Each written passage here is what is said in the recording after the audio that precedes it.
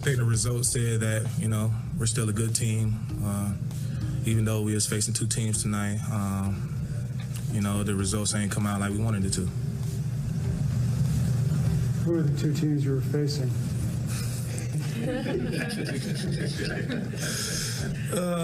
I'm going to let the NFL handle it. I know, it's a possibility we see both of these teams in the playoffs. So, I'm just, hopefully the NFL can sit down with their team, review the film, learn from their mistakes, and get better from it. Yeah, I seen the clock hit double zeros, and I jumped off the ball, and they called a false start on me. I seen that. I caused a fumble on the sideline, but since we ain't had no more timeouts, the NFL don't want to review it upstairs. So I seen a lot tonight. Well, man, the Cowboys are a lot of complaining coming out of there this week. Well, hey, don't you got to save one of your timeouts? Yeah, you never know rules. When you need to Demarcus, use. there's rules in the NFL. I mean, we'll just break the rules because you're the Cowboys, and we'll just it's a fumble because you're America's team. What? Yeah. First off, I watched that game thoroughly yesterday. The Cowboys are egregious with their penalties. They did not get screwed over. They got screwed over on the fumble call. Yeah, it should have been a fumble. Yes. But, I mean, what do they want? They hold egregiously in the run game all the time. Every penalty I saw got called, I went, whoa. If you asked me who got screwed over more in that game and you just went penalty for penalty, I'd go the Cardinals got some really bad calls. I mean, some really bad calls against them. That's ridiculous. Don't play so much man-to-man, Dallas. You won't have pass interference every other time a team drops back to pass. It's on them. That's ridiculous. And 0-0 on the clock doesn't mean that they have a stopwatch and hit it and go throw a flag. Come on, we see that every week. We know that, so let's check one of those plays out. Yeah, here's Demarcus Lawrence when he was called for being offside on 3rd and 5. This is one of the things he was complaining about. The play clock hits 0, so he takes off. It's not a countdown to lift off of a rocket. They still have to snap the ball. It's not licensed to go. Now, what we will see sometimes is a guy gets a jump that is so good and is timed so perfectly, it looks like he's offside because nobody else moved. I'm not sure that this is one of those. If he's saying he went because he saw the clock hit 0. Well, he's not looking at a clock there. We know that, boy, that's close to being just a perfect jump, but we know that sometimes you can be too perfect with your jump, and if you're moving before everyone else, you're going to get that flag. Yeah, and really, at the end of the day, he was offsides. I watched this play yesterday. I could kind of see it right there. He was offsides. You're right. It was almost perfect, but the clock doesn't mean anything. First off, the referee has to look at the clock, see 0-0, and then look down at the ball to see if they're in the process of the snap. So there's an extra grace period, as we've explained a million times. This goes on. Of indeterminate length. Right. It goes right. So it could be an extra second, an extra half a second. Some referees are a little quicker with that whistle. Some let a little bit more of a leeway for the quarterback and the offense there. But, just because it went to 0-0 doesn't mean you just get to, it's a track meet and you get to go, okay, no, that ball had to be snapped right then. No, obviously a misunderstanding of the rules there. All right, here's the other play that Lawrence was complaining about, the fumble by the Cardinals that was missed by the officials, but the Cowboys couldn't challenge it because it happened before the 2-minute warning in the second half, and they didn't have a timeout. And they complained about the clock here, too, because it went to 0 and the snap came afterward. So that's part of the beef that the Cowboys have. The ball was out, recovered by the Cowboys. The official standing right there looking at it. This is why we need Sky Judge for all purposes. The official standing there looking right at it missed the fumble. So, this comes down to the fact that there's a mechanism in place to review these, but the way the NFL set up the mechanism, it doesn't allow for an automatic review. Chris, I've said for a long time that it shouldn't just be turnovers that are automatically reviewed. It should be plays that, if the ruling on the field is correct, are a turnover. Those should automatically be reviewed as well. I don't understand the distinction. Just like with touchdown. If it's a touchdown, it's automatically reviewed. Well, if it would have been a touchdown if it wasn't ruled incorrectly on the field, why isn't that automatically reviewed too? That's something I'm surprised they haven't fixed. And maybe this will be the impetus to fix it, because that should have been automatically reviewed. If they had called fumble and he hadn't fumbled, it would have been automatically reviewed. He did fumble and they called no fumble. That should be subject to automatic review too. Yeah, I get you there. I mean, you're right. They could probably clean up the game that way, and make it more clean. But, I mean, the rules are what they are right now, and it's unfortunate. It's football. It's a tough break. Yeah, the ref missed the call there. It's a hard one. The guy's an inch from the ground with somebody on his back. You don't see the ball come out clearly if you're in where the ref is standing there. It's tough. You're right. Sky Judge could have helped out. So I feel bad for the Cowboys that they got kind of screwed over there, but I don't know what else to say. I mean, we know the rules of the sport. You got no timeouts. It's just part of it, and maybe the NFL can rectify some way to get all these right. I know that, but there is going to be some human error at times, and again, the big story there of why they didn't have a call timeout. Yes, they used it to stop the clock, but the thing is there was a 4th down. And the Cardinals had the ball inside the, 10-yard line, right? And they didn't send out the field goal unit for a second. And Dallas sent out the field goal block unit for some reason and then realized, wait, the Cardinals' offense is still on the field. And then they had to call a timeout. So, really it was their own mistake that came back to bite them in their butt a little bit here. Here's the offense. I don't know. The defensive players just figured, they're going to kick a field goal. But the Cardinals were smart.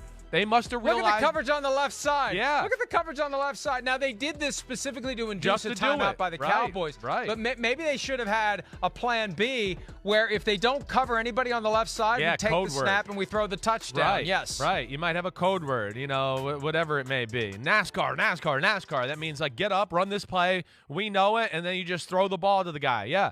That's what Rodgers. Although with the Cardinals, you always have to worry that the guy may not be ready for the ball to come his way. But we've seen that happen before. We definitely have. But again, that is tough. I do feel for the Cowboys in that one. But man, Cowboys, talking about the refs a lot after this game, a lot. I mean, I understand that call right there. The rest of them, I don't understand. I don't. That's just part of the game, part of the sport, and they have to stop committing penalties. It's on them. Hey, and I think at this time of year, we talked about it earlier in the week as it relates to Andy Reid, the idea that during a given game, you work the officials by complaining about calls that go against you in the hope that you get calls for you. If you make a big enough stink after a game at this juncture of the season, maybe you hope that in a playoff game, the crew remembers, Andy Reid was talking about bad calls, and Jerry Jones is talking about this. Demarcus Lawrence is talking about that. Maybe you put the Jedi mind trick on the crew that you're going to have for your playoff game, and maybe that's the game where the calls go your way. Because, again, for every bad call, there's a good call, or at least a fortuitous call. Here's a call that may have not been a good call. No false start called on Jackson Carman, the Bengals left guard, on a key 3rd and 1 with 2 minutes and 10 seconds left to go. Critical moment of the game, down at the goal line. You see him move. You see him move, and they didn't call it. You see the gesticulations of the Chiefs players. We see that from time to time when a guy he flinched. He flinched. Just like Shaky the Moyle, he flinched, and they should have called it. But you know what? Sometimes they don't see it. I know. Yeah. I mean, a huge play in the game. I get it. But this is to me where, this is never going to get fixed. There's nothing you can do here. It's just part of the game. I love that Days of Thunder quote, rub it is racing. The referees are looking at a lot of stuff there. They didn't see his big butt flinch. They didn't see it. He did a great job of playing it off by looking to his right and acting like it was kind of the snap thing there, too. I mean, that was a great job by him. Yeah, big moment. But again, again, the game is not perfect. It was never meant to be perfect. We know that. We're going to do the best we can. Play like that got missed, certainly. The big question is if, I won't even get into that, because there's some game management stuff that we certainly could talk about there after that play. But I don't know. Again, that's part of the sport. I'll tell you, it's funny. I had a flashback, and this goes back to our story from a couple of weeks ago about Urban Meyer kicking his kicker, and I think I remember sharing that when I was a kid and played grade school football, that, if you were standing around, you got kicked in the butt. I had a flashback to a time when I used to play left tackle. I was husky, as we said back in the 70s. And I was doing this thing where I was rocking in my stance, and I got kicked in the ass for rocking in my stance because you're going to get flagged during a game. Well, maybe not. Maybe I'll be playing left guard for the Bengals someday, and I can rock in my stance and move my big ass, and they won't throw a flag. All right, here we go. Matt Ryan involved in a little mini controversy. He gets a touchdown that is rushing overturned, and he also gets called for taunting. And here's something to remember for a quarterback. You give yourself up not just by the slide. You give yourself up by falling forward. Even then, you're down. You're down at anybody. If you, I don't know these. Maybe I got to do some more rule book study here. To me, this doesn't look like giving yourself up when you're falling forward. That doesn't look like giving yourself up to me. That to me is not giving yourself up. That's just falling down and avoiding contact. Yeah, but that's the way they call it. I mean, we've seen this all year long. Yeah, I mean, yeah, you're right. He's got to maybe make more of a dive, a real dive, instead of kind of like letting the knees buckle and go down first. Pete, you got to read the rules properly. When a runner slides feet or head first, that's not a slide. That's not a Pete Rose head first slide into third base. That's a guy falling down. So I don't care whether it says feet or head first. I get you. That's when where a runner slides. They got to change this. When a runner slides. No, he's not. That's not a slide to me. I reject that application and interpretation. I agree. Well, that's where they got to start to use common sense with some of these. You know, again, this is where Pete. I'm sorry, Pete. I have to say this. I apologize, Pete. I'm giving Pete a hard time. That's the explanation that they gave. That's not Pete's interpretation. Yes, right. If it were, it would be wrong. Right. But this has happened a few times during the year. We've seen this where it's kind of a, like you said, a dive, but in a position to where you're not totally exposing yourself to get crushed as you dive. You're diving, but trying to protect yourself at the same time. You're not giving yourself up. And that's where, that just comes back into if we had full-time refs, maybe they could use a little more common sense in that type of moment there to go, he's diving for the end zone. He's not giving himself up. You know, so that I do wish they could kind of fix, because I think we've seen that through the year. And one thing we know that he shouldn't do in that position is reach the ball out, because if it gets knocked out at the 1-inch line and just so happens to bound into North Korea and end up out of bounds, what happens? Anymore. You lost your ball in North Korea. That's right. A horrible rule. Did we see the Matt Ryan taunt? He got called for taunting and he didn't even get the penalty. Matt Ryan, of all people to get called for taunting. There he is. Oh, don't die. Thou shalt not taunt. What was he thinking? And what's he mad at? A taunt.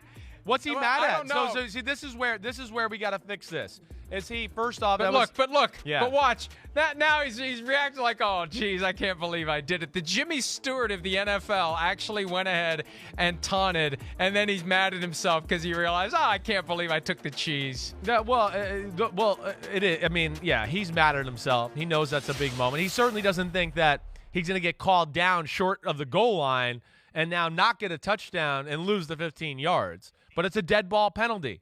And, man, you know better at that point. You know, I mean, he knows better not to taunt. You know, he certainly wasn't thinking about, I was short of the end zone, because he wasn't giving himself up. But see, this is where it's a little weird too. What's he mad at here? This is the first, is he mad that Jordan Poyer tried to stop him? Because then if you were mad at he was trying to stop, then maybe you were giving yourself up and you don't deserve the touchdown. Because I don't know what he's mad at. That's a good point. Right? So you were giving yourself up. It wasn't a touchdown because you're mad he went to hit you. Right? I mean, what did they see? This is again. What do they? What's the quarterback or anybody in football want Jordan Poyer to do? Oh, just go ahead, Matt Ryan. Welcome to Buffalo. Touchdown. Make a snow angel too while you're at it. We like your snow angels. What? I mean, so that's where Matt Ryan is off base there. I don't love the rule. There's a lot of things at play here. This gets back to the problem with the taunting rule, because sometimes a guy's getting in someone's face, not to say, whatever you would say, but because I can think of some things you would say, but because they're mad because they took a hit that they didn't think. I remember way back in the Cowboys-Chargers game, Keenan Allen got ear hold, and he confronted a guy because he wasn't happy that he got ear hold. Yeah. He wasn't taunting. He was upset because of the way the guy hit him. Right. Well, how do you distinguish that if this is going to be your hair trigger? Yeah. Oh, he postured. Oh, don't you posture. Oh, we don't want posture. Hi, I'm Mike Tirico, and thanks for watching. Make sure to hit subscribe for the latest news and highlights from NBC Sports.